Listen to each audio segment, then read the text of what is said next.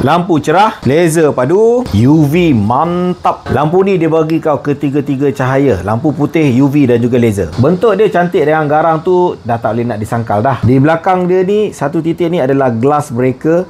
Boleh pegang cantik-cantik, pecah kaca, pecah gelas. Waterproof dia ni IPX7. Kalau kata hujan lebat pun relax je gang, relax. Built-in bateri dia 1500 mAh. Nak cas type C cocok je dekat sini. 50 lumen, boleh bertahan 16 jam, tembak sejauh 45 meter. 220 lumen, boleh bertahan 3 jam 20 minit, tembak sejauh 95 meter. 1500 lumen, boleh bertahan 1 jam 45 minit, tembaknya sejauh 230 meter. Daripada gelap yang macam ni, boleh cerah yang macam ni. Apa lagi yang kita nak? Okey sangat dah ni. Untuk penggunaan biasa, aku boleh katakan lampu ni memang dah komplit. Korang nak buat suluh-suluh boleh. Korang nak buat tunjuk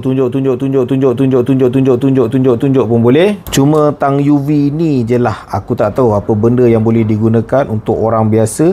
Benda lah UV ni. Siapa yang tahu, letakkan di ruangan komen.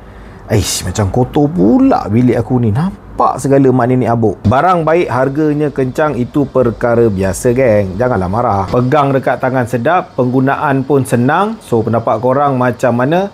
Letakkan di ruangan komen.